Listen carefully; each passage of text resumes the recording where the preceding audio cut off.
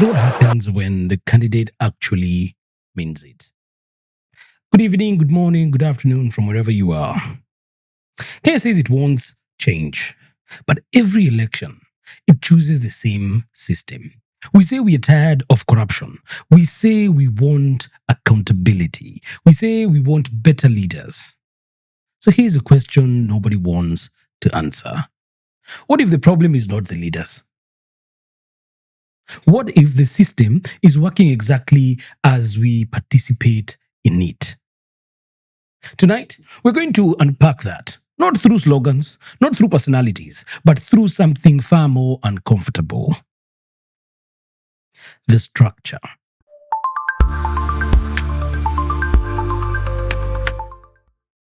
Let me ask you something, and I want you to answer honestly, just to yourself, in the quiet of wherever you're watching this episode from. When someone brings up the 2027 election, what is the first question that crosses your mind? I'll tell you what it is, because I've had it in every barbershop, every comment section, every group chat that I've been in. And here it is. But can he beat Ruto? Not is he qualified, not what is his plan for the economy. Does he even have integrity? No. The first question is always, always, can he or she win? Do you understand what that question reveals? Let me translate it for you. That question is not a political question. That question is a sports betting question. You're not asking who should govern Kenya. You're asking who has the best odds. You've turned the future of your country into a fixed odds coupon. And I get it. I really do. Because Kenya has banned people before. You voted with hope in 2002. You held your breath in 2007. And our country bled. You voted again in 2013, 2017, and 2022. Each time you were told this one is different. This time the math works. This time the coalition holds. This time, the numbers are there. So now, in 2026, with 2027 approaching, and I mean quickly approaching, the average Kenyan has become a strategist, a political actuarial analyst. You're not voting for who should lead, calculating who has the numbers and who can actually win. The problem is that calculation has a hidden cost. Because when you make electability the first filter, you've already agreed to accept a lower standard. You've already surrendered the question of quality for the question of probability. And once you do that, once the threshold for leadership becomes, can he beat the current guy, rather than can he actually run the country, then you've handed the political class exactly the permission slip they always needed. And here's a loop nobody talks about. You say you want integrity, but integrity struggles inside a system built on structure and money. So you default to viability. And viability is defined by the same structures you say you want to escape. And so, without intending to, you reinforce the cycle. Not because you prefer it, but because you recognize it. And they use it every goddamn 5 years.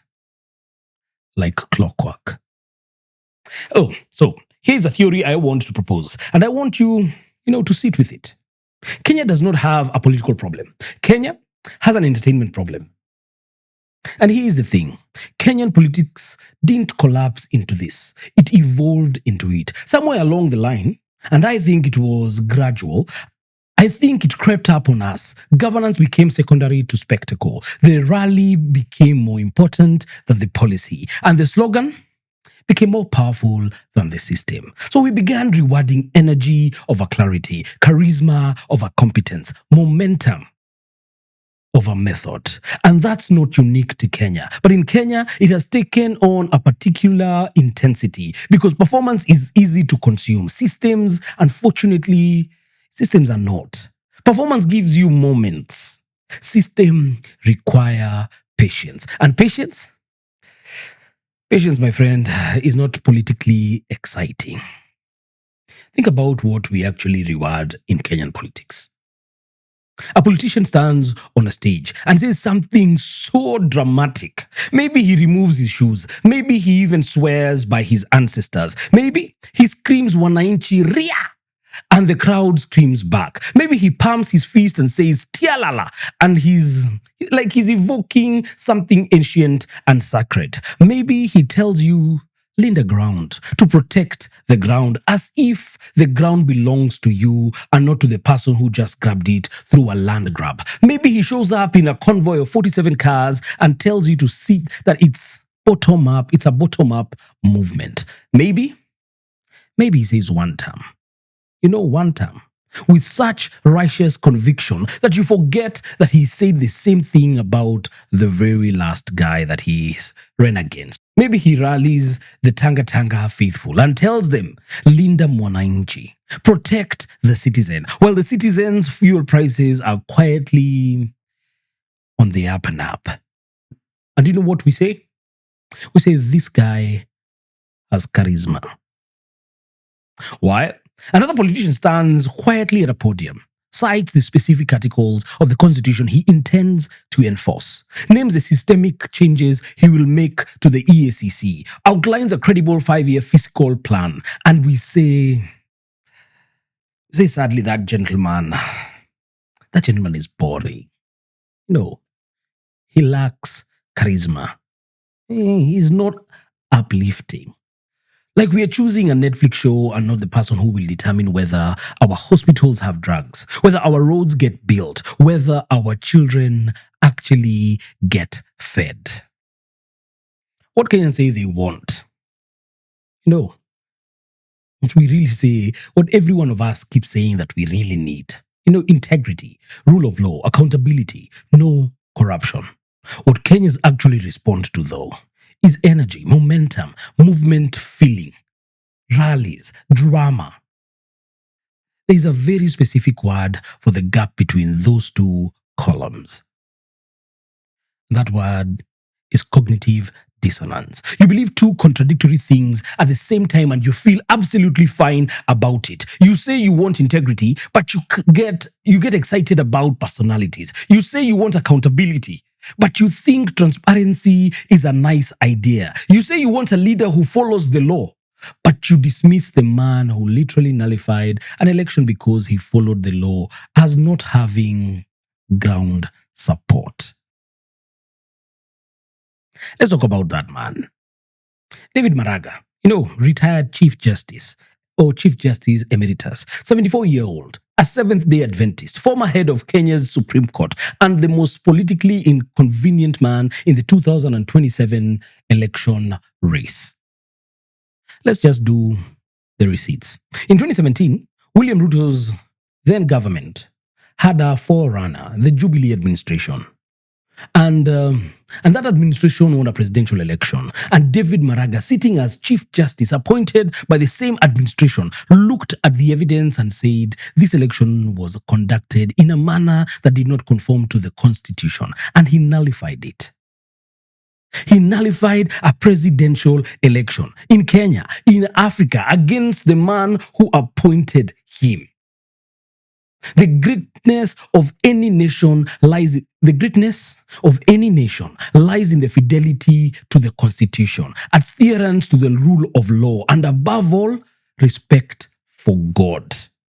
That's a quote from Maraga in 2017. That ruling made international headlines. Legal scholars cited it. Democracies on 4 continents discussed it. In a continent where courts routinely rubber stamp elections, Kenya Supreme Court under Maraga said, that ain't us.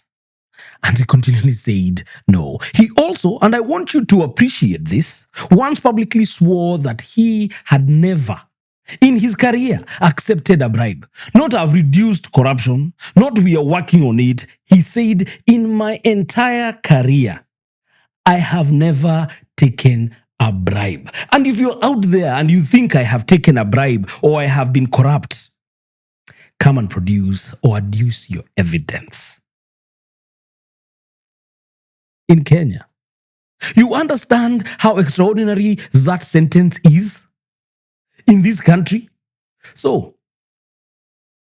He is a man with, number one, proven judicial independence, demonstrated under fire, a track record of zero corruption, personally declared and career long.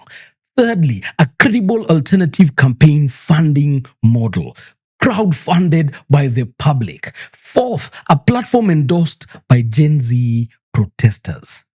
Someone who talks to, the people in leadership, the governors who are claiming to want change, the Natembeas of this country, as recently as last week. And yet, when you bring up his name in a political conversation, what do you hear? He doesn't have a tribal base.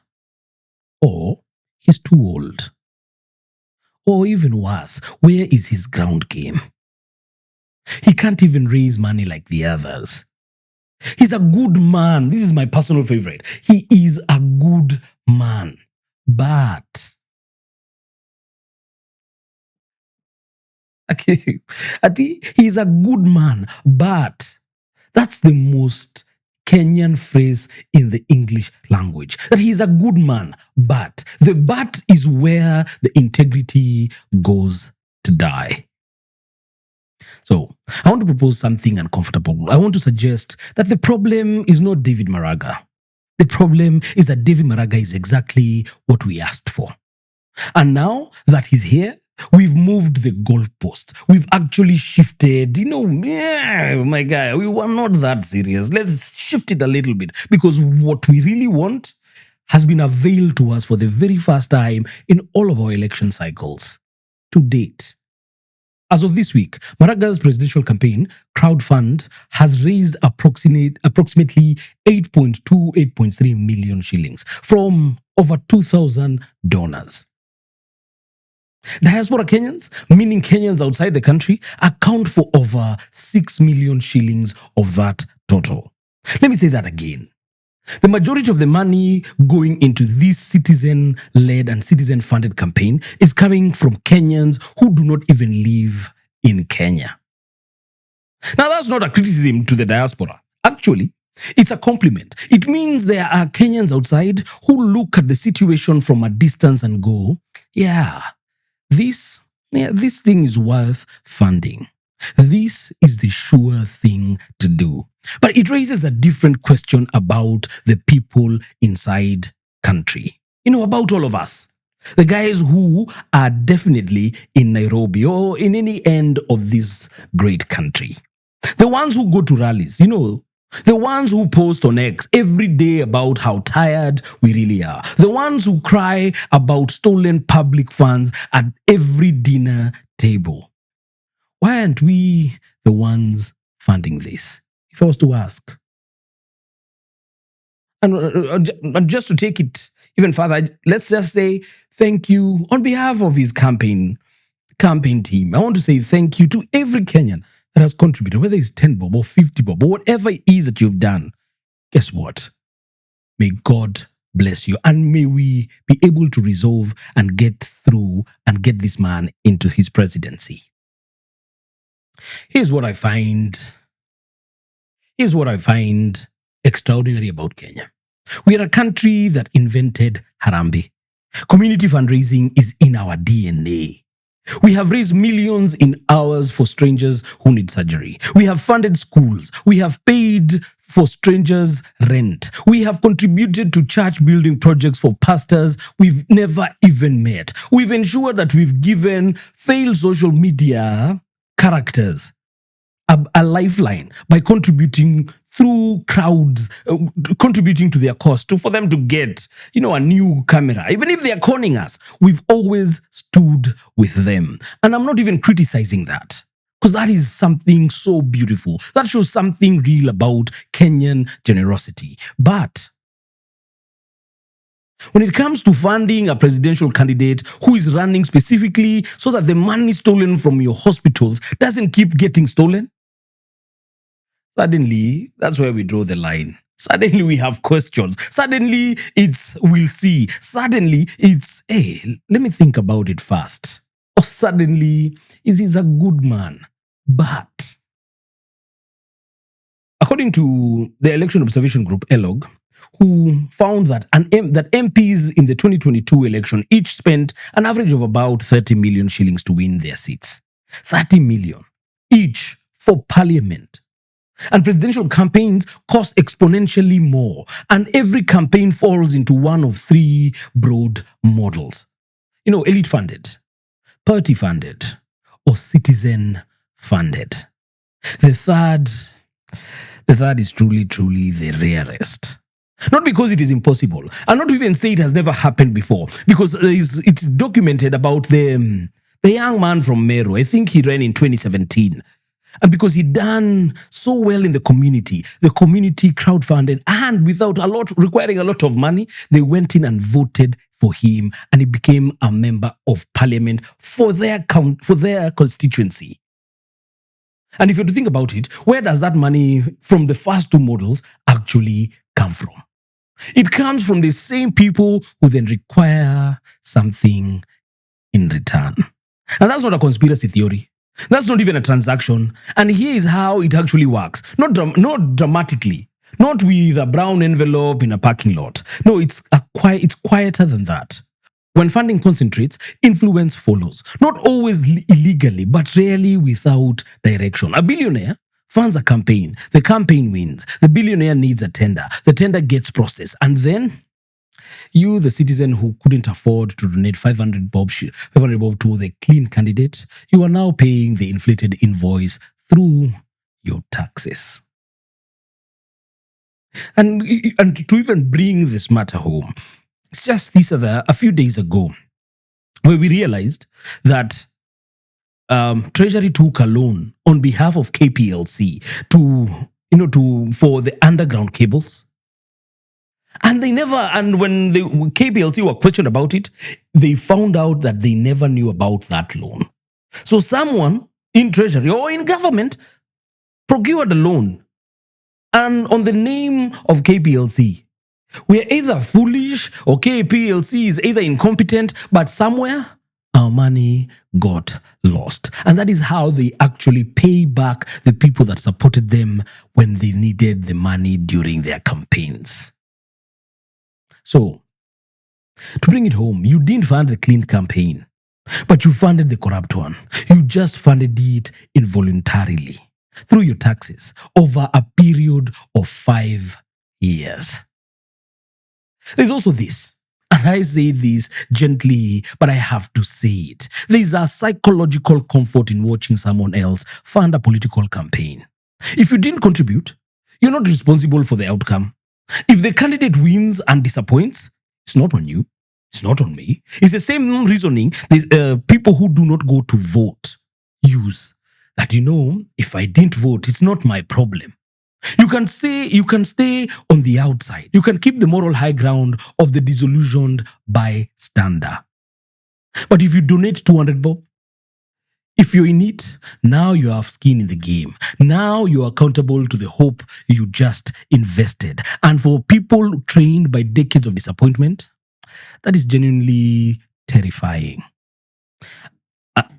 I want to get into the psychology because I think the political science explanation, tribal voting patterns, ethnic arithmetic, political economy, I think they're all true, but they are also incomplete.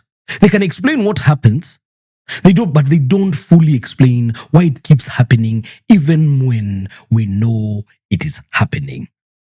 So let me offer you 5 things. Number 1, fear of uncertainty. A known devil is less frightening than an unknown angel.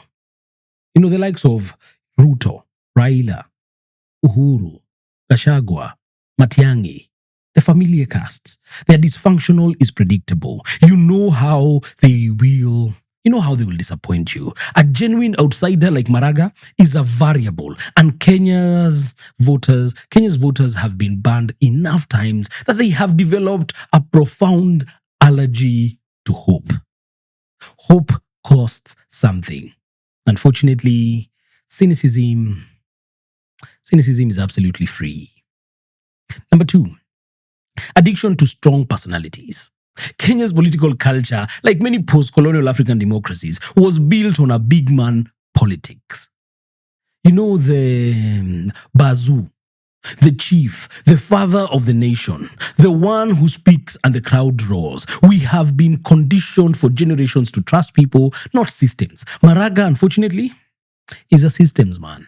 He believes in institutions, and institutions by design are not exciting. Institutions are bloody boring because they are slow, and because institutions say due process, and nobody makes a song about due process. Ken Maria can never sing about due process. Or what is this guy, the Kikuyu chap who sang Tano Tena? There's no Tano Tena song about due process. All these things, anything that is going to change the system is bloody boring, and it's not going to make a hit song or something worth listening to it or sloganize anything that we require. Third, learned helplessness. When you've experienced enough elections that changed nothing, when you thought your vote mattered, and then watch the person you voted for become exactly the person you voted against, you begin to believe that the system cannot change, that the game is fixed. And if the game is fixed, then backing a reformer is not brave. It's actually, what is the word? I think we would put, it's actually naive. It's setting yourself up for the worst kind of disappointment, the hope, and then crash. Number 4, the romance of the struggle narrative. Oof. Kenyans love themselves a good political story. And the best political stories are not about quiet competence. They are about a warrior, a persecuted voice, a comeback, the man who was exiled and returned, the woman who faced tear gas and kept walking. Then there's a story template for Kenyan politics, and it is amazingly dramatic. Unfortunately, Maraga's story, I did my job, followed the constitution, and now I want to serve, doesn't fit that template. Because it's too sensible. Fifth, we trust characters and not systems. And this is the big one. After everything, the root failure is this. Kenyans do not trust institutions. We trust individuals. And individuals, as we have seen, can be bought, can be threatened, can be compromised. But here is the tragic irony. The one man whose life has been lived in defense of institutions, the one man who is literally the proof that institutions can hold, is being dismissed because he doesn't have the personal charisma we associate with individual power. And let me bring it even home further, because you see, whenever you hear you have an interview, the first thing that you ask yourself as a Kenyan is, who do I know in that company that can speak on my behalf? You go to, there's a show, you want to know, who do I know for me to circumvent the rules? If you have a tender, your first question Kenyans always ask themselves is, who do I know? It's not how the system works, is who do I know? Because we want a strong man to protect us from strong men. When what we really actually need is to build systems strong enough that no one man can break them. I want to stop being philosophical for a moment and get very, very practical, because we've been talking about voter apathy like it's just a feeling. It's like you have the runs, like it's just the natural consequence of disappointment and exhaustion. But I want to propose something that I think is more accurate. Voter apathy in Kenya is not an accident. It's not just a mood, it's a strategy. And someone is running it deliberately. And before I get to that strategy, at least, I want to give you the hardest formulation of apathy I know. Apathy is not just disengagement. It is participation in a very specific direction. Here are some numbers for you. Try and sit with this. In 2013, Kenya's first election under the new constitution, voter turnout was about 86%. 86%. People actually believed something was at stake. And my guy, they showed up. In 2017, we were at 78%. Still high, still engaged, but perhaps for all the wrong reasons. You could see the splits. The ethnicity reared its head. In 2022, 64.6%, the lowest in 15 years. 8 million registered voters did not show up. 8 million people who were registered, who had a card, who by all means had said Nico Kadi, chose to stay at home. Now, here's a question. And here's a question that nobody's asking loudly enough. Who benefited from those 8 million people staying home? Not the opposition, definitely. Because the opposition needed high turnout in their strongholds to overcome the incumbents or the current president's base. Not civil society. Not even the reformers. And definitely not Maraga. And guess what? At the bottom of the pile, not you or I. Not you or me. Not any of us. Not you or myself. The person who benefits most when the disillusioned voter stays home is the person who already has locked, loyal, tribally or ethnically mobilized base that will show up regardless. Let me make this even more concrete. In 2022, Ruto won by approximately 230,000 votes. Out of 22 million registered voters, 8 million didn't show up. Even if a fraction of those 8 million people who were so disappointed that they stayed home had voted, the margin automatically disappears. And we are unable to get that magic number of 50 plus 1. Not necessarily for any particular candidate, but the margin of victory that decided the presidency of this great country was smaller than the number of people who were registered, who were Kadi, who woke up that morning, looked at the situation, and still decided it wasn't worth it. Their hopelessness was the deciding factor in a presidential election, and they don't even know it. Or at least, thinking about it properly, they're one of the loudest people crying out here because of how the country has progressed into the doghouse.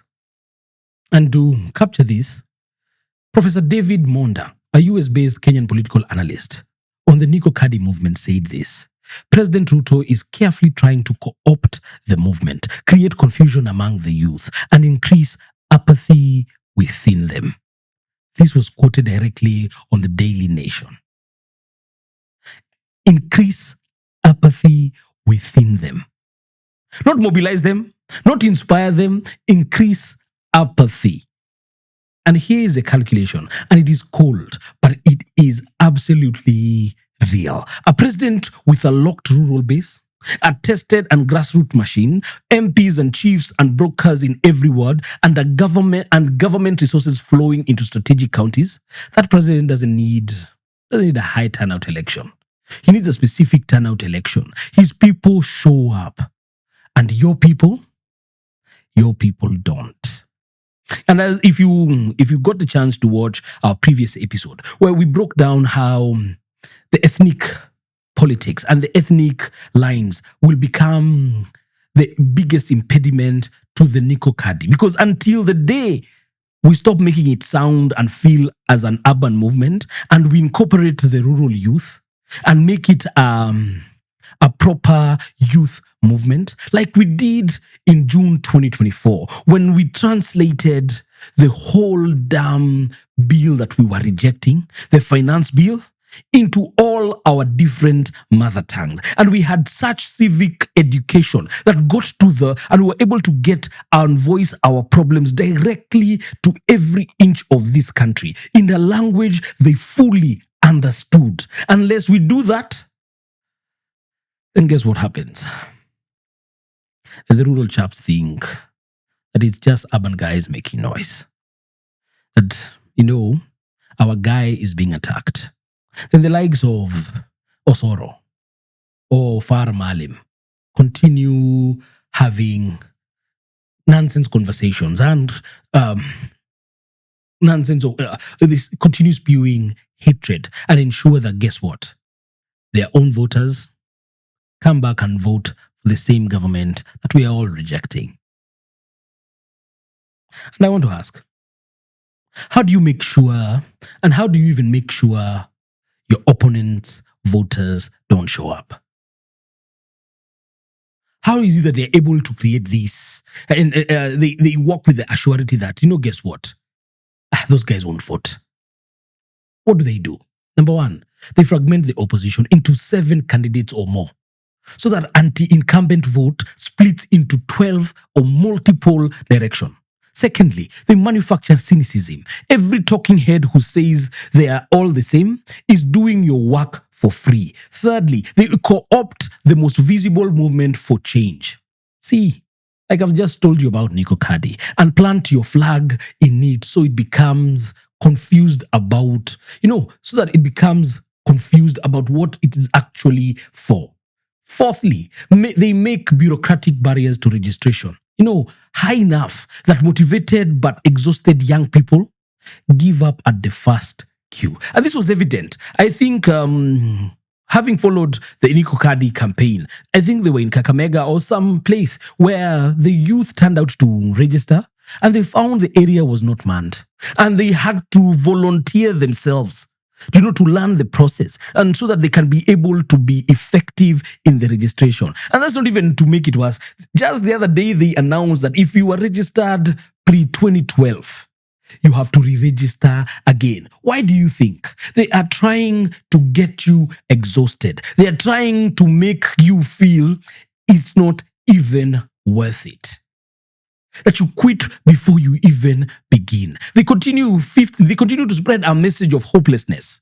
What's the point? Nothing will change. The system is always rigged.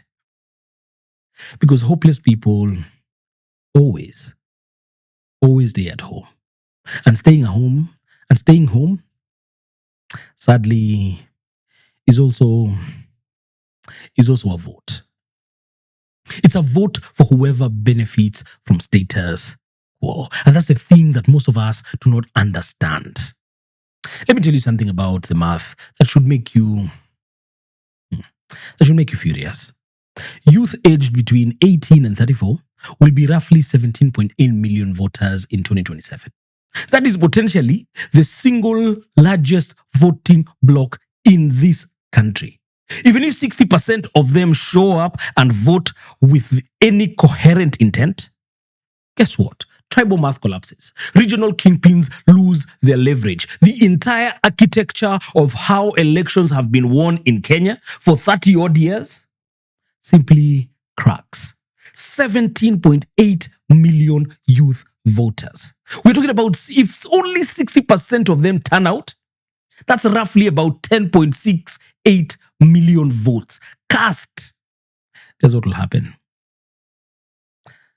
That will be the absolute Sugoi bound former president who will have done. Who will have just packed him and sent him home directly. What we've all been saying over social media platforms. This is why the Nico Kadi movement began as the 26-year-old named Alans Ademba putting out a tweet asking for 100,000 unregistered voters in Kasarani, and it went national. This is why Ruto immediately jumped on a stage at an SGR commissioning and said, "Tuko Kadi," that we are ready for you. He saw the numbers. He understood the threat. And what did he do? He didn't ignore it. He joined it. He planted his flag inside the movement designed purposefully to remove him. That, my friend, is not incompetence. That is political sophistication. That is an incumbent who understands that if he can't stop the wave, he'll try and redirect it so that he can ride it. Now, here's the other dimension of this that I want you to sit with, at least, because we've been talking about apathy as something that happens after the election, after the disappointment, the post-vote depression. But there's a second type of apathy that I think is more dangerous. It's preemptive apathy. The apathy that kicks in before you even freaking try. It sounds like this. They're all corrupt. So what's the difference? Even if I vote, they'll rig it. Maraga can't win. Why even bother? He lacks charisma. That last sentence, Maraga can't even win. Why bother? Do you understand what you're doing when you say that? You're not being a political realist. You're being a self-fulfilling prophet. You're actively constructing the outcome you claim to oppose. Maraga can't win in a low turnout election. That is absolutely true. No reformer can ever. Low turnout elections reward incumbents and their organized machines. They reward the people who control the brokers, the chiefs, the ward coordinators, the small men whose job is to move a reliable block. So when you decide that he can't win and stay home, you're not predicting the future. You are constructing and building it yourself. Your cynicism is not wisdom. Let me repeat that. Your cynicism is not wisdom. Your detachment is not even sophistication. It is a gift that you're gift wrapping your political power and handing it to the person who has given you the most reason to be angry, and then walking away and telling yourself the game was always rigged. There's a final piece of this I have to name, because I think it's the most manipulative part of the whole machine. The desperation narrative. Every election cycle in Kenya, the incumbent, whoever they are, deploys a very specific weapon. It's not a policy. It's not even a program. It's a feeling. The feeling that without this particular person in power, something terrible will happen. Perhaps the country will fall apart. Perhaps the economy will collapse. Perhaps violence will return. Perhaps the tribe, their own tribe, or your tribe, or my tribe, will be left behind. In 2013, it was the ICC narrative. If the wrong person wins, our leaders go to Hague and Kenya burns. In 2017, it was electoral violence, vote for stability, or face chaos. In 2022, it was the hustler narrative. The dynasties want to take back what belongs to the common man. Fear the dynasty, fear the return. It was state capture. I bet you can remember the number of times the word state capture was used in the 2022 election, pre-election. You remember the number of times we were promised, the moment I get into power, I am going to take all these people who have carried out state capture to court, and I'm going to ensure that they return and refund whatever they've stolen. So, in 2027, watch for it. It's coming. The desperation story is being written right now as we speak. Maybe it will be about economic collapse. Don't change horses midterm. Maybe it will be ethnic. Your community will be sidelined. Maybe it will be tribal arithmetic dressed as civic concern. Whatever form it takes, its function is always the same. Make the voter feel that choosing something new is too dangerous. Make safety feel like loyalty. Make the familiar feel like survival. Make it feel that, Maraga he's not a politician. This guy is a technocrat. We are not sure. He'll not survive politically. Who said? Have you given him the chance? Just a good reminder is before Kibaki became president, the third president of this country, guess what? He was not politically inclined because he was purely a technocrat.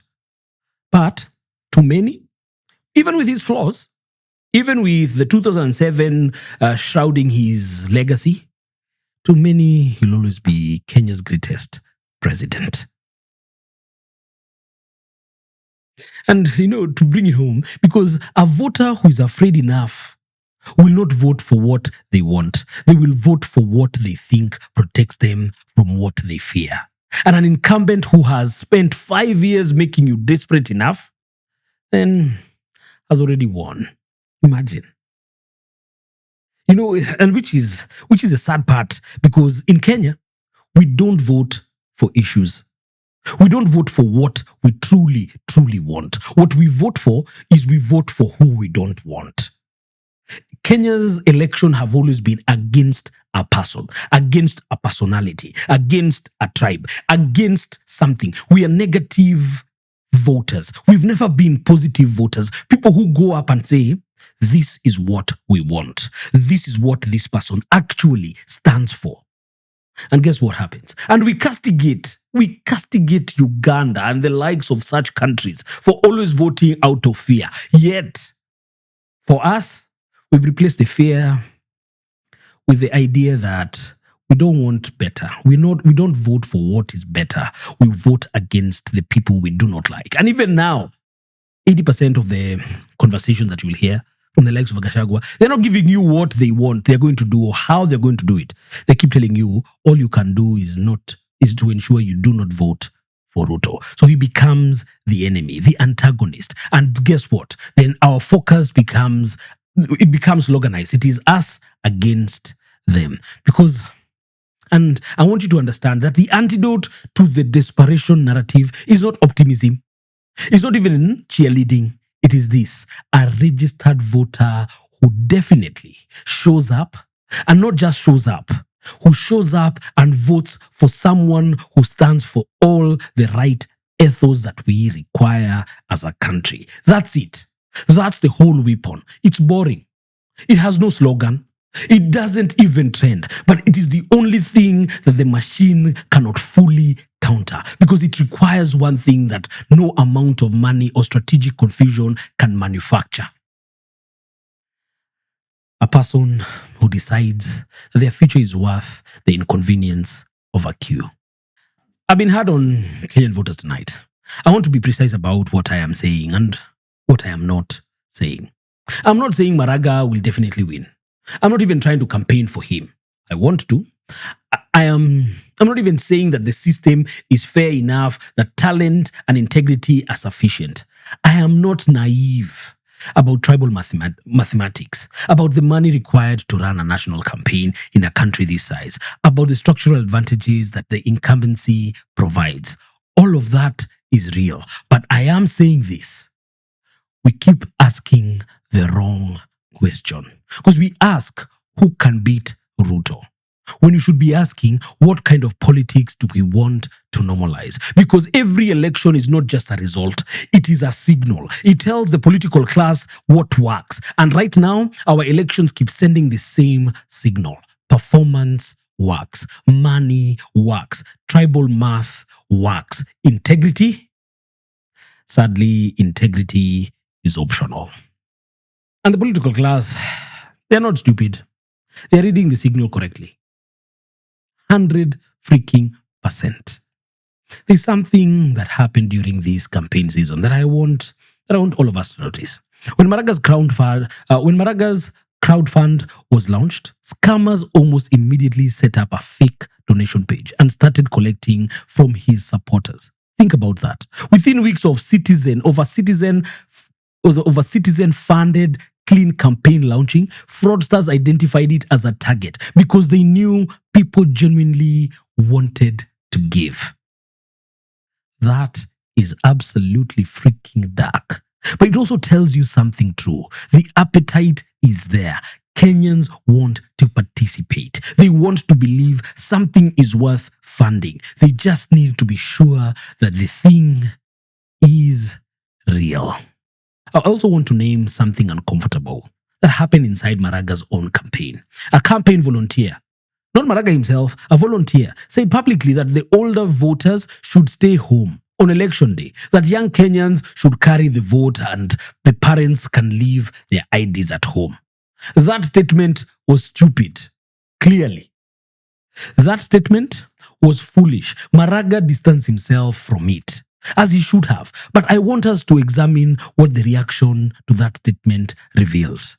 A single volunteer making an ill-considered comment nearly derailed a whole campaign's momentum. Meanwhile, sitting politicians make policy decisions that kill people. And we analyze it for 48 hours and move on. Case in point, all the lives that were lost during the last, not even more than a month, the floods that took place, what action has happened? We analyze and we move on. We hold the clean candidate to a higher standard than the dirty ones. Every subtle, every stumble is scrutinized. Every imperfection becomes disqualifying. We have created a situation where the bar to enter politics is zero, but the bar to reform politics is absolute perfection. You got to be Jesus. And perfection, my guys, doesn't exist, which means reform is never allowed to begin. Let me tell you what real change actually looks like. Real change is boring. Real change is a procurement committee that follows the law even when it's inconvenient. Real change is an audit report that gets acted on. Real change is a judge who rules against a person who appointed them. Real change is a presidential campaign that asks for 50 bob instead of promising 500 bob. Real change is slow. Real change doesn't even have a banger anthem. Just think about it. That real change doesn't have a banger anthem that we all want. That real change doesn't make for great TikTok. And I think this is a thing none of us wants to say out loud. I think we've become addicted to political drama, not to political results. To the drama, to the outrage cycle, to the moment of the slogan, to the moment of the rally, the moment of the betrayal, the moment of the comeback. We've become consumers of Kenyan politics the way we consume a telenovela. We want plot twists. We want the heel turns. We want the villain. We want the villain we love to hate. And Maraga simply doesn't fit the narrative. He's too steady, too consistent, too much the same person he was 10 years ago or even 20 years ago. He said the same things in 2017 that he's saying now. He has no dramatic redemption arc because he never fell. And in a country that has built its political storytelling on the fall and rise narrative, a man who never fell is somehow suspicious. So here's a question I want to leave you with. Not can Maraga beat Ruto? I know that's what you are going to ask, and I know you're going to open the comments and ask it. That's fine. That's even legitimate. But the question I care about tonight is different. What story do you want Kenyan politics to tell about you? Because every vote is a statement. Every campaign you fund or don't fund is a statement. Every candidate you dismiss as boring because they do not have or do not perform for you is a statement. And the statement we've been making for 30 odd years is this: we will accept theatre as long as it is familiar. That we will tolerate failure as long as it is comfortable. That we will dismiss integrity as long as it is inconvenient. So, maybe the problem isn't that Kenya lacks good leaders. David Maraga exists. He's 74 years old and he's running a crowd-funded campaign for the presidency of a country that has never, not even once, elected someone like him. He's meeting with governors and other political leaders. He's traveling to towns. He's asking for 50 bob. He's doing everything we said we wanted a candidate to do. Maybe, just maybe, the problem is that good leaders don't fit the story we've decided to watch. And maybe the system is not broken. Maybe it is working exactly as we participate in it. So the question is no longer who will lead Kenya. The question is, what kind of leadership are we willing to accept? And if that's true, then the question isn't about them. It's truly, truly about all of us. This has been the Kenyan Week That Was. I've been your host, DY. And like we always sign off, receipts of our vibes, always. Barakatele.